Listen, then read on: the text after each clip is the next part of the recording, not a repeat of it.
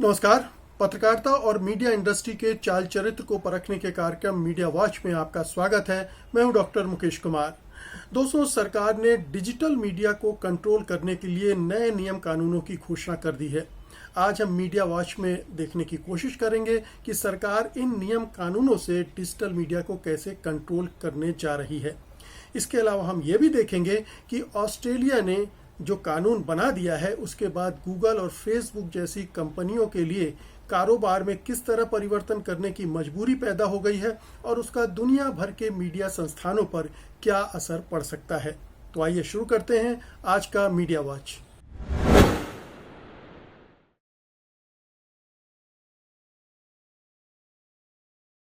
सबसे पहले बात करते हैं उन नियम कानूनों की जो सरकार ने डिजिटल मीडिया पर कंट्रोल करने के लिए लागू कर दिए हैं, बना दिए हैं। 3 महीने के अंदर उन पर अमल शुरू हो जाएगा। आप जानते ही हैं कि पिछले 3 सालों से सन 2018 से ये सरकार लगातार इस कोशिश में है कि डिजिटल मीडिया पर शिकंजा कसा जाए, उसकी मुश्कें कस दी जाएं। चाहे वो सोशल मीडिया हो, चाहे डिजिटल मीडिया पर जो न्यूज़ पोर्टल हैं उनकी बात हो, या फिर OTT प्लेटफॉर्म्स हो, इन सब पर उसकी तीखी नज़र थी। खासतौर पर तब से जब से उसने ये महसूस कर लिया था कि केवल जो मेन स्ट्रीम का मीडिया है, जिसे गोदी मीडिया या केंचुआ मीडिया कहा जाता है, उसको कंट्रोल करने से उसका राजनीतिक कंट्रोल पूरी व्यवस्था पर नहीं हो पा रहा है और सोशल मीडिया एक बड़ी चुनौती बनकर सामने आ गया है। तो उस दिन से वो इस फिराक में है कि कैसे इस पर कंट्रोल किया जाए। सुप्रीम कोर्ट के एक निर्देश ने उसको एक आधार दे दिया। संसद में जो बहस हुई उसको भी उसने बहाना बना लिया और अब ये नियम कानून लेकर वो आ गई है। तो इन नियम कानूनों के जरिए वो अब डिजिटल मीडिया को पूरा कंट्रोल करेगी। उसने ये 3 जो सेक्टर प्रमुख रूप से हैं डिजिटल मीडिया के, एक सोशल मीडिया है, दूसरा जो डिजिटल न्यूज़ है और तीसरा है OTT प्लेटफॉर्म्स, जिनको आप जानते हैं कि नेटफ्लिक्स, अमेजोन वगैरह जो वेब सीरीज़ वगैरह आपको दिखाती हैं। तो इन तीनों को वो कंट्रोल करने के लिए नियम कानून बनाकर ले आई है। इन नियम कानून का विरोध हो रहा है। क्यों हो रहा है ये बहुत स्पष्ट है, क्योंकि जैसे किसानों से जुड़े कानून उसने बनाए, उसने कोई सलाह मशवरा नहीं किया। जो स्टेक होल्डर्स हैं उनसे कोई बातचीत नहीं की, जबकि डिजिटल न्यूज़ पोर्टल लगातार जो उनके संगठन हैं सरकार को लिख रहे हैं कि हम इनके बारे में बातचीत करना चाहते हैं, लेकिन सरकार ने एक तरफा रवैया अपनाकर ये नियम कानून बनाकर थोप दिए हैं मीडिया इंडस्ट्री पर, डिजिटल मीडिया इंडस्ट्री पर। तो बिना विचार विमर्श के एक तरफा ये जो निरंकुश व्यवहार है सरकार का, वो इससे दिखता है। और उसमें ये भी साफ साफ दिख जाता है कि सरकार बातचीत इसलिए नहीं करना चाहती है क्योंकि वो मनमानी करना चाहती है। वो अपने हिसाब से नियम कानून बनाकर राजनीतिक कंट्रोल रखना चाहती है इन सब प्लेटफॉर्म पर। अभी तक हालांकि वो कह रही है कि ये आत्मनियमन के जरिए ही हम कंट्रोल करना चाहते हैं, लेकिन जो व्यवस्था बनाई गई है उसमें एक ओवरसाइट कमेटी होगी जो नौकरशाहों से बनी होगी। तो कहने को तो ये है कि डिजिटल न्यूज़ जो केबल एक्ट है या जो प्रेस काउंसिल की एथिक्स हैं उनके बेसिस पे चलेंगे, लेकिन नज़र रखेगी INB मिनिस्ट्री की एक नौकरशाही वाली कमेटी, और वो शिकायतें भी करेगी और उनको दूर करने के लिए दबाव भी डालेगी। और जानते ही आप ये शिकायतें क्या होंगी, चूंकि नौकरशाहों वाली है तो वो उसका कंट्रोल राजनीतिज्ञों के पास है, सत्तारूढ़ दल के पास है, मंत्रियों के पास है। तो वो अपने हिसाब से नियमन करेंगे और जो सही मानेंगे उसकी उनकी नज़र में जो सही होगी वो करेंगे। जैसे अभी जो लाल किले वाली घटना हुई, अब उसको सरकार कैपिटल हिल में जो घटना हुई थी उससे दोनों को एक साथ जोड़ के देख रही, जबकि दोनों में ज़मीन आसमान का फ़र्क है। और उसके बहाने वो ये आरोप लगा रही सोशल मीडिया कंपनियों को कि वो भेदभाव बर्दाश्त नहीं करेगी, लेकिन दोनों घटनाओं में अंतर था। सोशल मीडिया के लिए उसने 3 स्तरीय व्यवस्था बना दी है। सोशल मीडिया के लिए कहा गया है कि उसे भारत में भी अधिकारी नियुक्त करने पड़ेंगे, 24 घंटे के अंदर खबर हटाने की व्यवस्था करनी पड़ेगी और 15 दिनों में शिकायतें दूर करने की व्यवस्था भी करनी पड़ेगी। तो इस तरह से एक व्यवस्था बना दी गई है कि सोशल मीडिया के प्लेटफॉर्म को कंप्लेन आएगी, 24 घंटे में उसका नोटिस लेना पड़ेगा और फिर 15 दिनों के अंदर उसको दूर करना पड़ेगा। अब आप समझ सकते हैं कि ये शिकायतें ज़्यादातर कहाँ से आएंगी। संघ परिवार के लोग शिकायत करेंगे कि इससे हमारी आहत भावनाएं हो रही हैं, इससे प्रधानमंत्री का अपमान हो रहा है, इससे सरकार की नीतियों के बारे में गलत प्रचार हो रहा है, इससे फेक न्यूज़ है वगैरह वगैरह तमाम तरह के बहाने करके शिकायतें दर्ज करवाई जाएंगी और उन पोर्टल के खिलाफ जो सरकार से सवाल करते हैं, सरकार की आलोचना करते हैं, उनको बंद करवाने की, उनको नियंत्रित करने की कोशिश की जाएगी। इसी तरह से आपने उनसे कहा है डिजिटल न्यूज़ वालों से कि आप अपने लिए एक आत्मनियमन की संस्था बनाइए।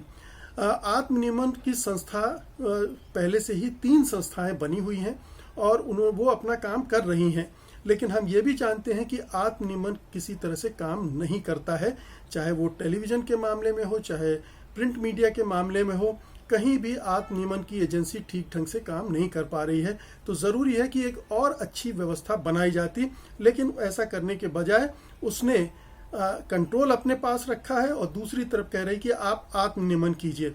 तो ये दोहरा रवैया सरकार का साफ दिख रहा है कि कहने को, दिखाने को ये होगा कि वो इंडस्ट्री में किसी तरह का दखल नहीं दे रही है, कंटेंट को रेगुलेट करने की कोशिश नहीं कर रही है, लेकिन दरअसल कर वो वही रही है। तो ये एक चिंता की बात है और पूरा मीडिया जगत इसको लेकर चिंतित है, क्योंकि जिस तरह का मेन स्ट्रीम मीडिया बन गया है, जिसमें वो पालतू कुत्ते की तरह व्यवहार कर रहा है सरकार के, अब उन्होंने ये जो बाकी मीडिया है उसको भी नियंत्रित करने की कोशिश की जा रही है।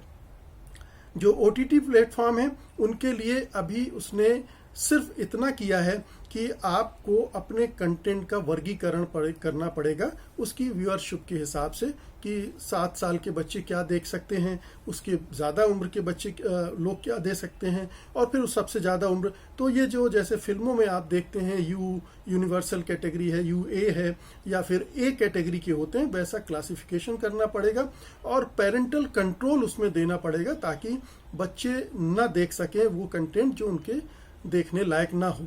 देखिए, बहुत सारे नियम कानून एथिक्स पहले से बने हुए हैं, क्या क्या करना है, क्या क्या नहीं कर सकते हैं, ये सब पूरी इंडस्ट्री को मालूम है कि वो समाज में अव्यवस्था फैलाने वाली चीज़ें नहीं कर सकते हैं, स्त्रियों के अपमान वाली चीज़ें नहीं कर सकते हैं, पोर्नोग्राफी नहीं कर सकते हैं। इस तरह के बहुत सारे नियम कानून बने हुए हैं, उनका पालन नहीं हो रहा है या जो नहीं कर रहे हैं उनके खिलाफ कार्रवाई नहीं हो रही है, इसलिए स्थितियाँ लगातार बिगड़ती जा रही हैं। ऐसी स्थिति में ज़रूरत तो इस बात की थी कि कोई इंडिपेंडेंट बॉडी बने जो सरकार के कंट्रोल में ना हो और जिस पर मीडिया का भी कोई दबाव ना हो, स्वतंत्र रूप से वो मीडिया के कंटेंट को रेगुलेट कर सके, अच्छे बुरे के बारे में निर्णय ले सके, जो गलत करे उसको दंडित कर सके। ये अधिकार संपन्न एक बॉडी की ज़रूरत है जो सरकार नहीं बनाना चाहती है। सरकार चाहती कि ये कंट्रोल अपने हाथ में रखे ताकि ट्विटर को भी धमकाया जा सके, फेसबुक के साथ तो उसकी साठगांठ है। इस तरह से जो डिजिटल प्लेटफॉर्म है जैसे DB लाइव है, द वायर है, स्क्रोल है, सत्यहिंदी.com है, इस तरह के प्लेटफॉर्म को धमकाया जा सके और अपने हिसाब से खबरें चलवाई जा सके या अपने विरोध को संकुचित किया जा सके, उनको इतना धमका दिया जाए कि वो उनके खिलाफ कोई खबरें करने से बचने लगें। तो ये पूरा खेल है, आप समझिए, इसमें कहीं रेगुलेशन नहीं है। अगर कोई कंट्रोल है तो ये पॉलिटिकल कंट्रोल है और पॉलिटिकल एजेंडा जो सरकार का है, जो संघ परिवार का है, जो BJP का है, उसको आगे बढ़ाने की एक कोशिश है।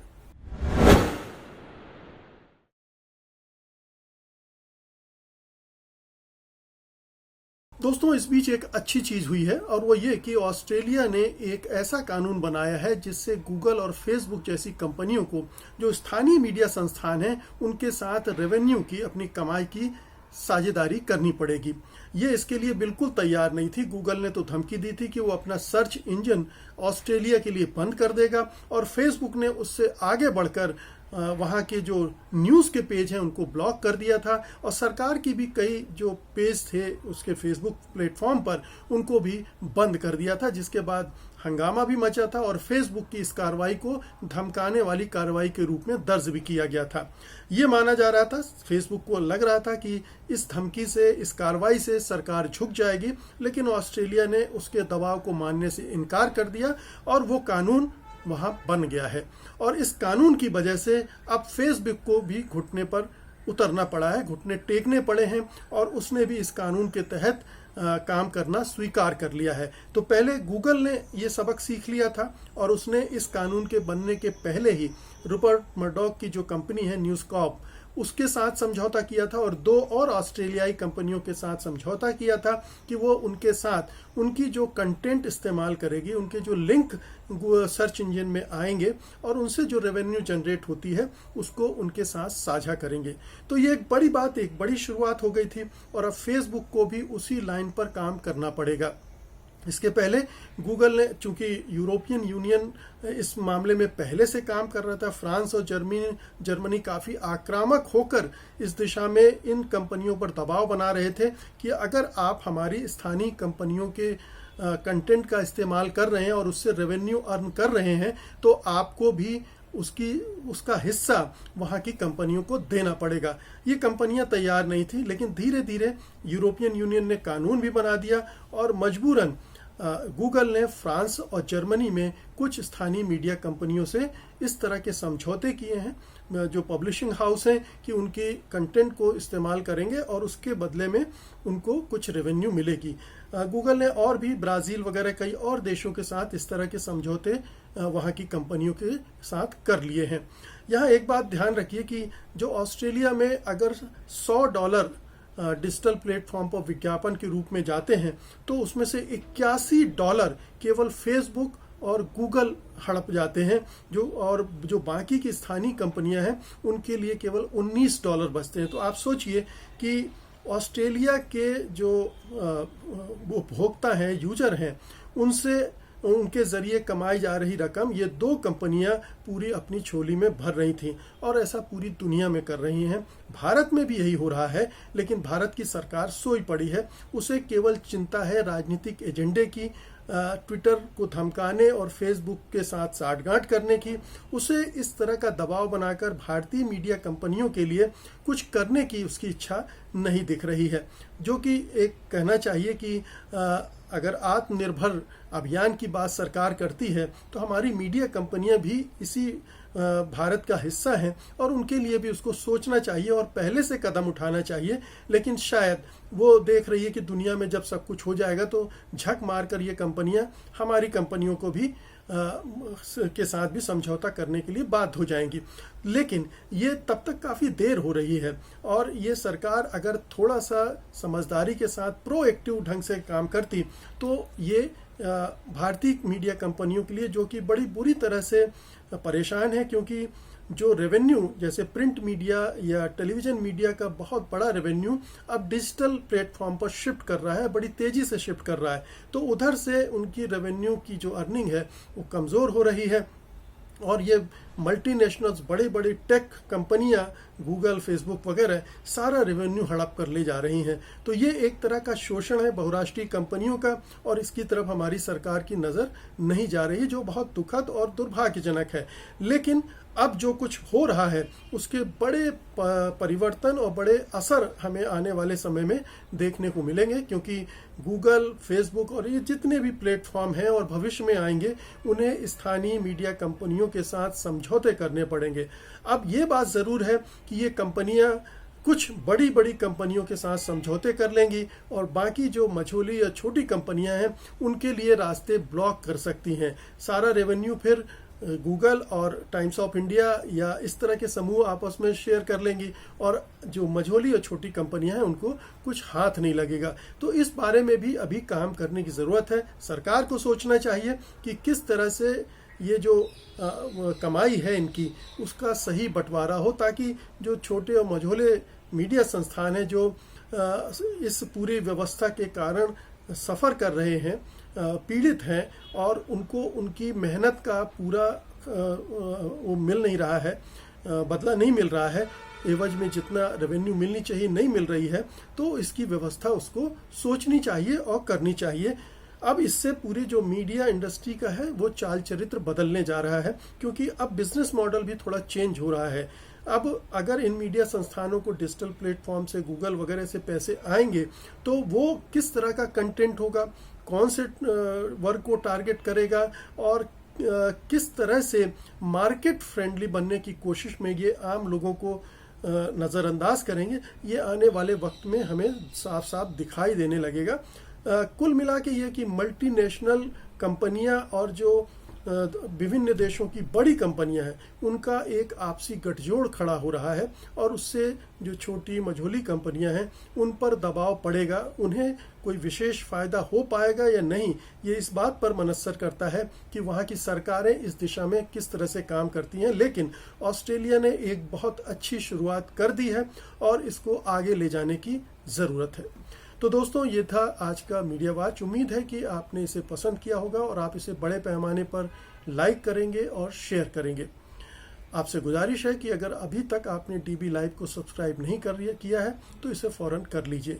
और अब मुझे अनुमति दीजिए, अगले शनिवार को मैं फिर हाजिर होऊंगा उस हफ्ते की खास मीडिया घटनाओं को लेकर। तब तक के लिए नमस्कार।